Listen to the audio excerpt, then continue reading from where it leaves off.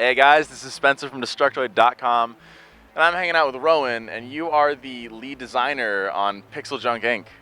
Hey, what's up?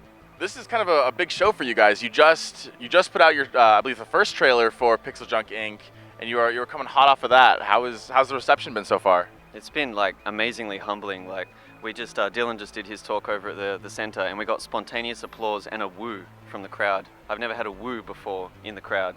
That's when you know you've made it. Well, I assume that's validation, I would say.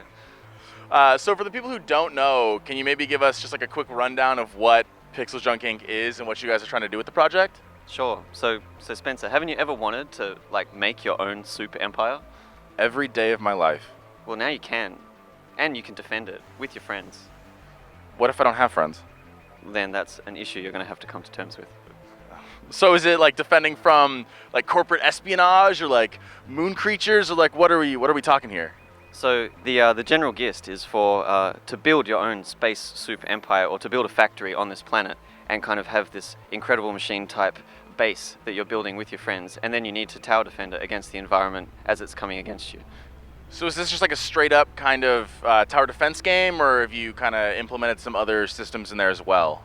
So we've had a few people call it a genre bender already, because there's so much coming in from a lot of other places. There's elements of tower defense, but there's a lot of resource management as well. You need to keep your electricity and your generators up to power your buildings, to keep the soup production going. And after you start exporting soup and earning a bit of coin, you need to discuss with your friends about what you're going to spend your research on. Should we upgrade our towers to get better armor? Should we get better, more efficient generators? Maybe we should get vehicles to go exploring further, away from the base. So it's not.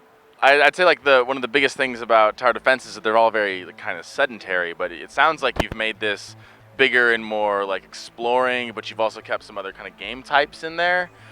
What motivated this kind of fusion of different genres? I think we didn't set out to make like a specific genre. It's actually a game we wanted to play, and we were talking about it for months, and we said, man, someone needs to make this game like so we can play it. And we waited and waited, and no one's making it. We said, well, all right, well, I guess we'll have to make it. So then we started working on it, and some of the staff actually took some of their holidays, their Christmas holidays and paid leave, started the first prototype, and then after 4 a.m. finished, Dylan looked at it and went, yep, you need to make that the next Pixeljunk game. So I think one of the biggest things that we were talking about beforehand is this is the first Pixeljunk game that is going to be launching like originally on Steam.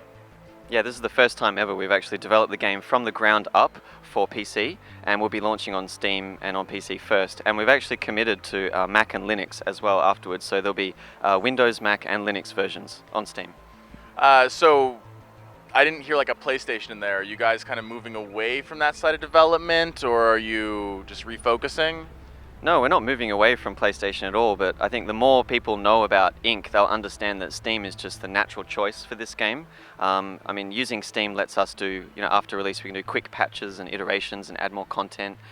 We can do an open dev process. We actually have a dev blog where everyone can they can see all of our mistakes and all of the things that we're putting in the game. We wouldn't have been able to do that as freely on PSN. So Steam's just a very natural environment for Inc. to exist in. Where is this dev blog? Where can people go and yell at you for screwing up? Pixeljunk.jp/Inc. So do we have some kind of launch window or price point? Like when can I throw money at you guys? Hopefully we'll have an alpha that we're planning on selling towards the end of this year. We haven't locked down any time yet, but yeah, age-old, but when it's done. So. All right, so thanks so much for talking to me, Rowan. I'm definitely looking forward to Pixeljunk Inc. It's really, really pretty, and if you've played any of the previous Pixeljunk games, you kind of know like what I'm talking about. Here's hoping that we do get that alpha at the end of the year, but for the rest of all your GDC coverage, definitely check out the rest of Destructoid.com.